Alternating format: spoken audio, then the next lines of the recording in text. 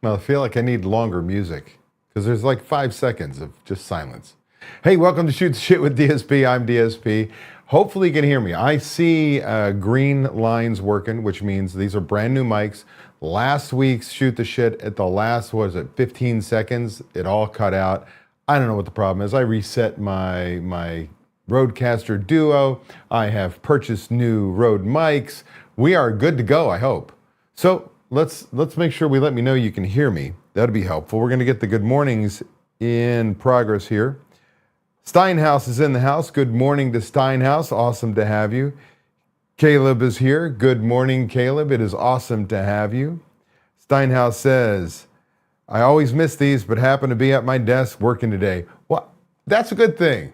I appreciate having you here, my friend. Live is always better. I can get your questions answered.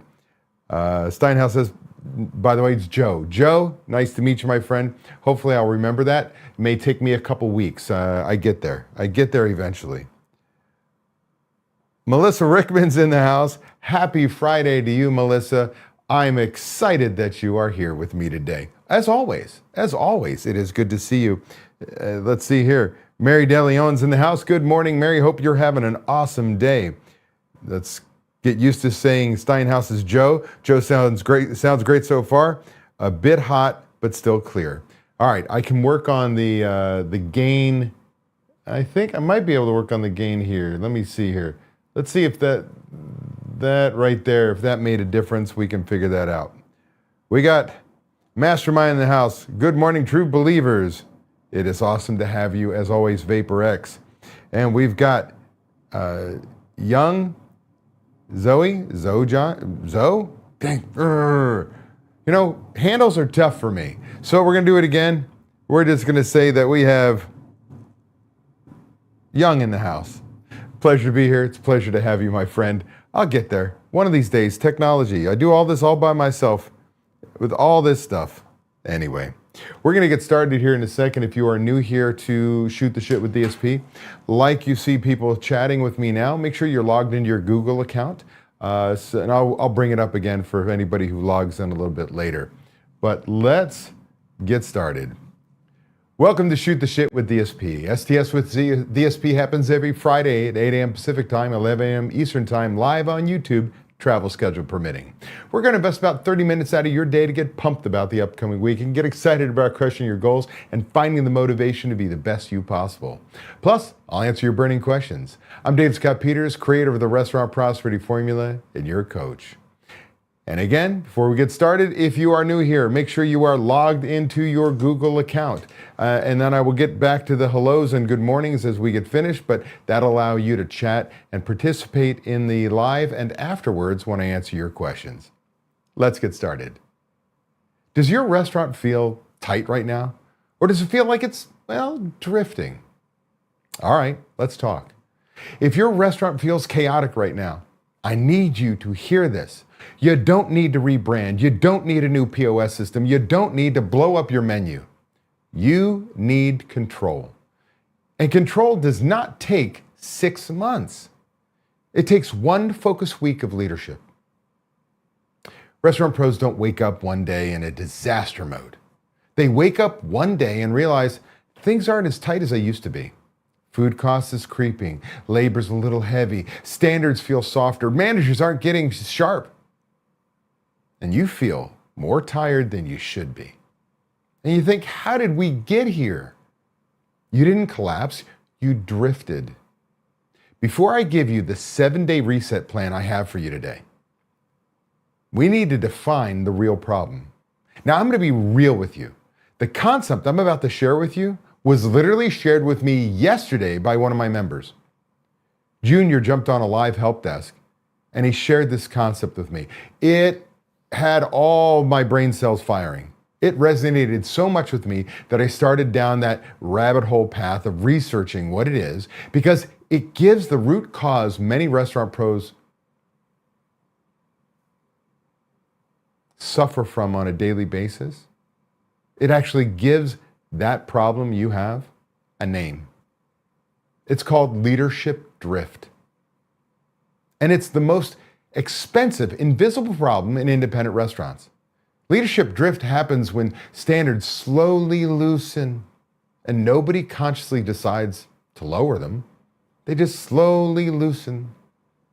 No announcement, no dramatic failure, no rebellion from your team, just erosion. You stop checking prep daily. You skip reviewing comps and voids this week. You postpone one tough conversation because you're tired. You reschedule manager meetings. You stop walking the line on Friday night. You get the picture? Nothing explodes, but something shifts. Drift feels harmless. It doesn't hurt immediately. It shows up later as higher food cost, labor creeping up, slower ticket times, lower morale, more owner frustration. And then you say, I don't know what happened. I do. You drifted. And this usually doesn't happen because you're weak. It happens after successes, things that we've actually done in our business that have made a difference. Maybe you built systems, you trained managers, you stabilized prime costs, you got some freedom back. And then you relaxed. That's human. But restaurants do not stay stable on autopilot. They revert. Standards don't stay high because they were once high. They stay high because someone defends them daily. When you stop defending them, the team recalibrates to the new level of enforcement. That's leadership drift. Let me give you 5 warning signs so you can check yourself right now. First, you're managing emotionally, not by data. You feel like things are fine, but you haven't reviewed your scoreboard in 2 weeks.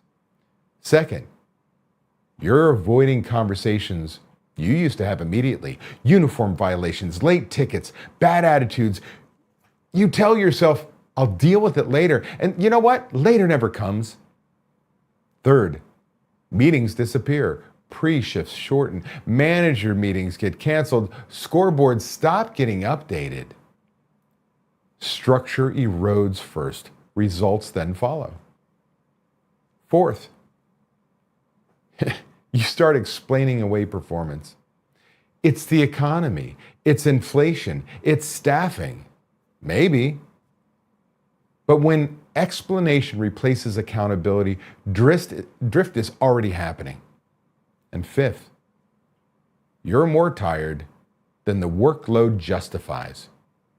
You're not tired from execution, you're tired from avoidance. Avoidance drains more energy than action ever will. Leadership drift is it's not about capability. It's about consistency. And consistency is, it's boring. Checking reports weekly is boring. Correcting portion sizes on the line? Boring. Holding managers accountable? Boring. You know what's exciting? Firefighting, crisis mode, saving the day. But professional leadership is repetition. So here's the real question. When was the last time you raised the standard instead of lowering one? Think about it. Because drift always lowers standards. Strong leaders periodically raise them. If you're honest, where have you drifted? Think about it. Put it in your mind's eye. Good. Now we fix it.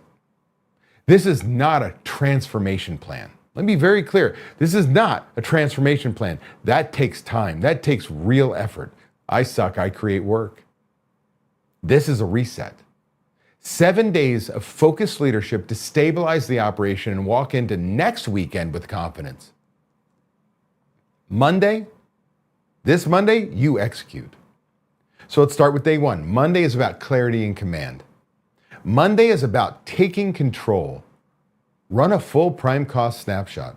Last week's sales, last week's labor percentages, food and beverage cost percentages, overtime hours, comps and voids. Get a clear picture of what happened last week. See, you cannot control what you refuse to look at. Then hold a 20-minute leadership huddle. You say, we're resetting standards this week, not because we're failing, but because we're more capable. right? We're capable of more. You're calm, clear, direct. Chaos thrives in silence. Control thrives in communication. Now, day 2, Tuesday, is about locking down your labor. Pull the schedule. Compare scheduled budgeted labor targets versus last week. Identify overstaffed shifts. Identify weak performance patterns. Then adjust the upcoming schedule. Schedule the sales, not emotion, not guilt, not habit. Discipline creates freedom. So day 3, now we're on to Wednesday. This is about food costs and stopping the leak. Count 5 to 15 key items. Compare theoretical versus actual. Review waste, review transfers, review no-sale reports, review comp reports. If food cost is high, it's rarely just inflation. It's portioning, waste, theft, inconsistency. You don't accuse, you tighten. Day 4, Thursday, this is about standards being reinforced, right? Standard reinforcement. Run a 15-minute pre-shift, retraining one standard. Ticket times, portion controls, upselling, side work completion. Just one. Momentum builds through focus, not overwhelm. Day 5, Friday, this is about floor leadership. Tonight, you're not hiding in the office. You're on the floor. Observing, coaching, correcting in real time. Owner presence alone shifts performance. Leadership seen is leadership reinforced. Day 6, Saturday. This is about a sales push. See, tracking hourly sales gives you a clear picture of where you are. Now have your managers touch tables. Coach upselling mid-shift. Run a quick server contest. Something to boost sales. See, margins don't improve only by cutting. They improve by selling smarter. Day 7, next Sunday, that's your scoreboard review. You're going to review your weekly sales, prime costs, cost of goods sold percentages by category, labor cost percentages by position, key item variance, your waste avoidance action plan, comps and voids, your wins and your breakdowns. And then ask, what improved this week? 7 days of focused leadership will move something. Maybe not perfect, but tighter, more controlled, more predictable. Chaos doesn't come from complexity. It comes from neglect. 7 days of disciplined leadership can stabilize a restaurant faster than 7 months of wishful thinking. So here's your assignment. Monday, no overthinking, no tweaking, no waiting for things to calm down. You execute. Drop in the chat. Which of these days is going to challenge you the most? I'd be curious. And let's talk about it. That concludes my portion of STS with DSP. Now it is back to your comments, questions. And let's see, why is my chat not staying on? I don't know. Looks like Mr. Eller says things are working. Let's get back to here. Carlos Z is in the house. Good morning, DSP from Cali. Good morning to you, Carlos. Awesome to have you as always. We've got, man, I cannot see that. Pravaris? Did I do that right? Hello from Connecticut. Steve Eller is in the house. I thought you were on vacation today. You were taking some time off, friends and family. Or is that 2 weeks from now? I can't even.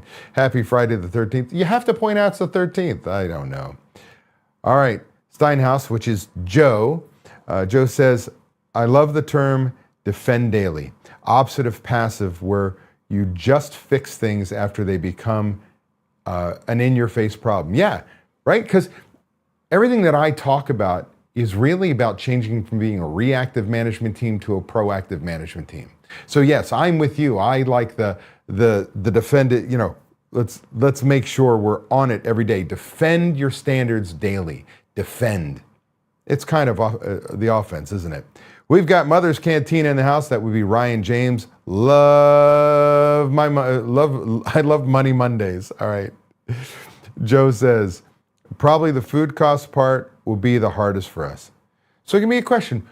Tell me why you think that would be the hardest for you. Because quite honestly, I give you a few things you can work on that maybe aren't as heavy as ideal versus actual product usage. Because quite honestly, that's something that you can't do if you don't have software.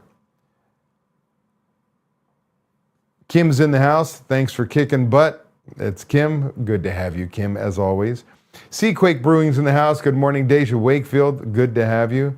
Blazzoli's Pizza. Good morning. What's going on, Jack? It is good to have you here, as always. And, oh, Peter. Hey, Peter. What's going on, man? I got to put these things together. I'm sorry. I don't know. I'm like, why am I screwing this up? This is what doing live is. So now, this is time for your questions, your comments. This is your time. There's about a 15, 20-second delay, so as I'm talking, I'm hoping you're typing.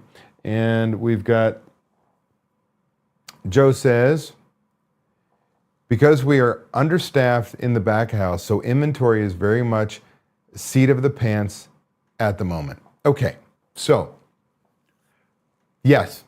Inventory, taking inventory is the best control. If you want to lower your food cost, count shit, right? Because when you pay attention, it gets controlled.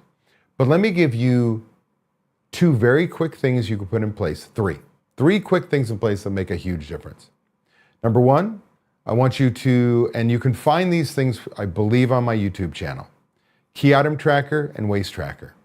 Okay, the key item trackers, we're going to count 5 to 15 items on a daily basis. What we start with, what we prepped, purchased, or brought out from the walk-in cooler to the line. Add those together. That tells you how many. So if I had 10 portions of French fries and then I bring in 50 bags, I'd have 60, right? At the end of the shift, we count how many we actually have. And let's say I have 10 left, just for shits and grins. 10 plus 50 is 60. We have 10 left, subtract that, that means 50 portions were used. Now we go to the POS system, we run an item by item sales mix report, we find out how many portions of French fries we should have used. If I come up with 48, then I know I have a variance of 2. Those 2 should be on a waste sheet. And a waste tracker is literally just what you wasted.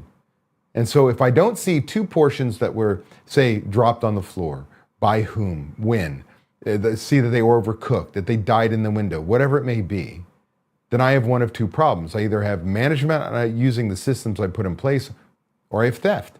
And I would tell you, managers not using the system I put in place is worse.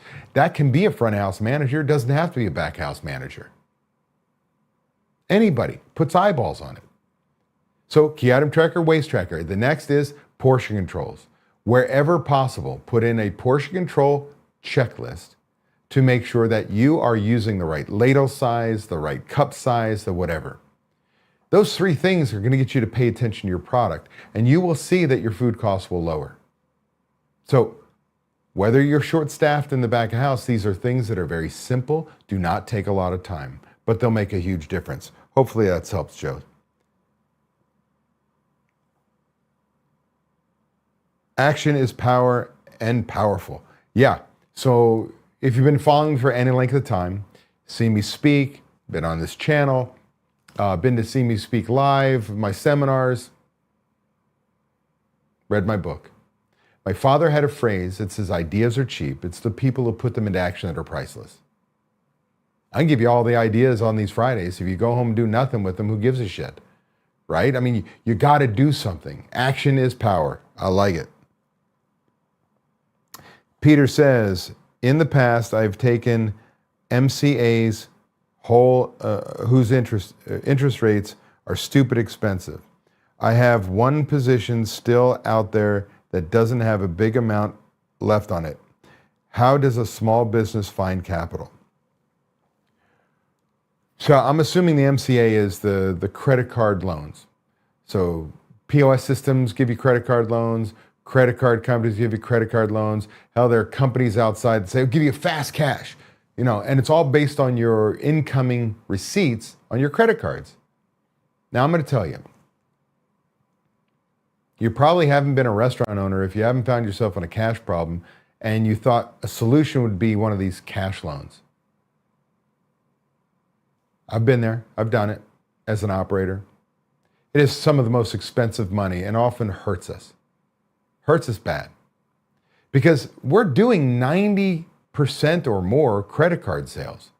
So when they borrow this money, I don't care what interest rate they tell you it's at, they're ripping that cash out of your bank account every single day. What pays your bills? Cash or profits? Cash. Cash is king. So when you have this money, you spend it, and now you're paying back a loan quickly, you don't leave enough money to pay yourself or pay the other bills often.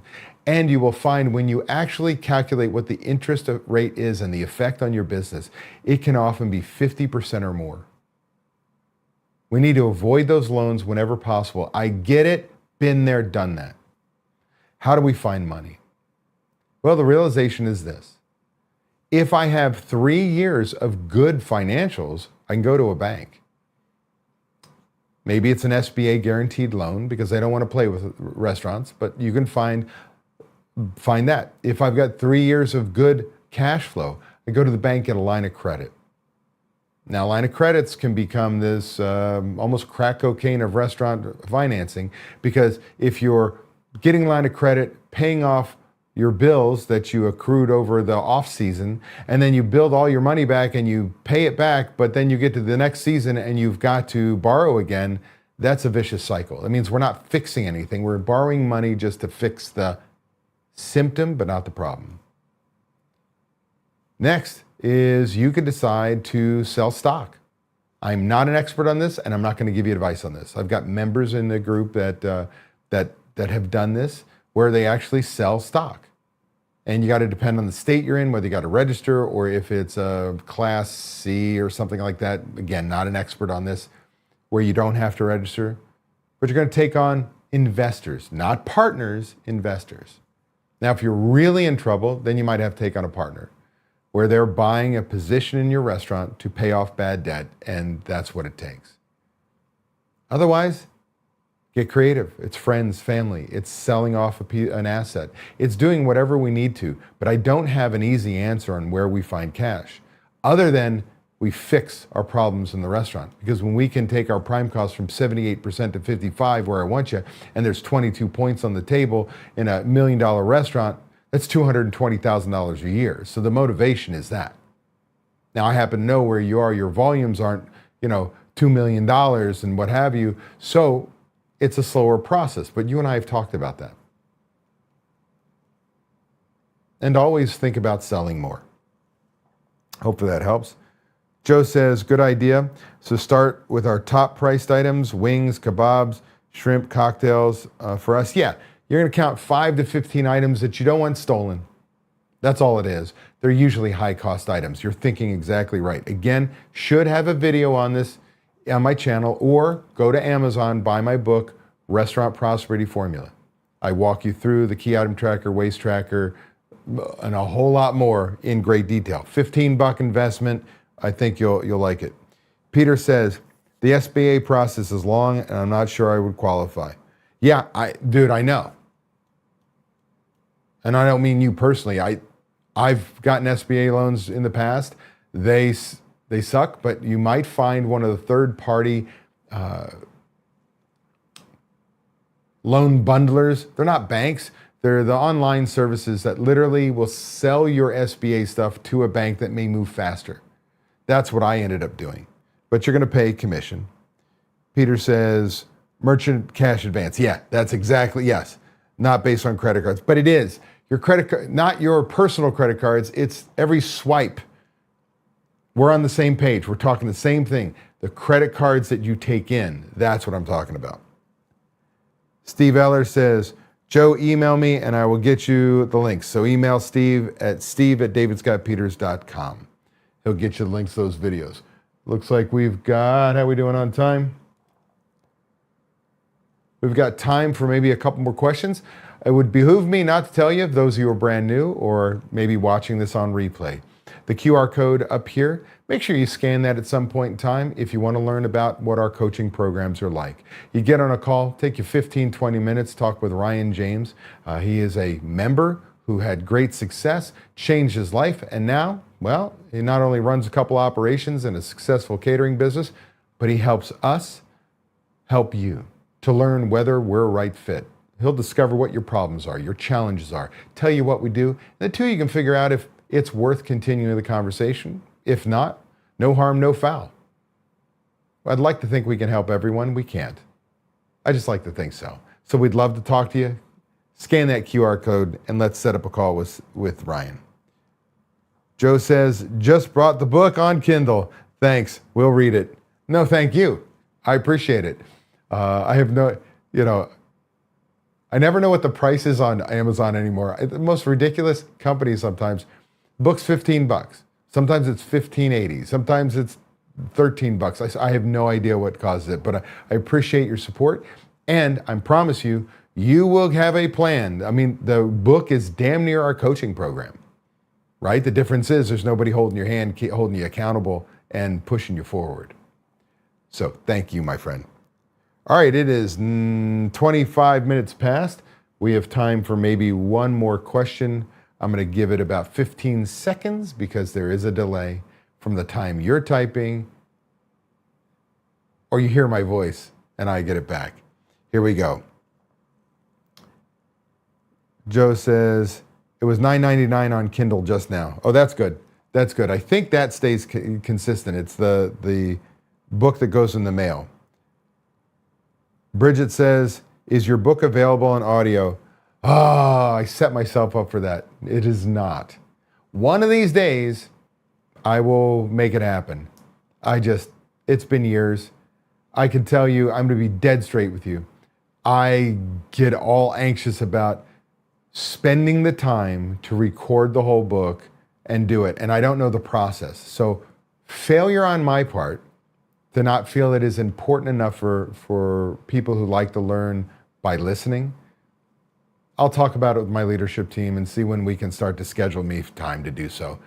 So I apologize, but it is not. It's a long-winded answer for no, but thank you for asking. Young says, good talk. Will do my best to immediately harden down on all these points. Yeah, it's a marathon, not a sprint. Really is. So that's why I wanted to create, today wasn't about a 7-day dramatic transformation. That's our coaching program, Restaurant Transformation Intensive, right? That it's about restaurant transformation. Our 2-day seminars, Restaurant Transformation. The book, Restaurant Prosperity Formula, is about transformation. But that takes 6 months to a year, 2, even 3 years of work. But we can start putting ourselves on a path in 7 days to righting the ship and getting ourselves moving forward by becoming the leaders our restaurant needs. And that's what today was about, is a reset point to help you say, if I could only focus on a few things, one thing each day, those are the things I would do that I promise you will make a difference. Something will shift, something will improve. All of it? Maybe not. Something will. And a win is a win. Peter says, get AI to do the voice. No, but I appreciate, maybe. Joe says, this podcast is on Audible. Oh, the podcast. Yeah. So my podcast, Restaurant Prosperity Formula, you can find on all the popular podcasting services. I do an episode every other week. That is also on YouTube. You'll find the video version of that. But every 2 weeks, if you go to look up Restaurant Prosperity Formula, my podcast is there. Every other week, you're going to find some information there, success stories and what have you. Bridge says, thank you. You are welcome. Thank you for asking the question. Thank you for being here. I think that does it. That is time. Time's up for STS with DSP. Let me double check my schedule about next week and make sure I answer. I think I'm here, but let's look real quick. Yes, there is a Shoot the Shit next Friday, So be here with me. I hope y'all have the most powerful, exciting Valentine's days in your restaurant, that you are filled to the brim. It's smooth as hell, and you bank some money and happy customers and 5-star reviews. And those of you who have a significant other, hey, buy a card. Appreciate each and every one of you. Go out there, kick some ass. We'll see you next week here on STS with DSP. Peace. Bye, everybody.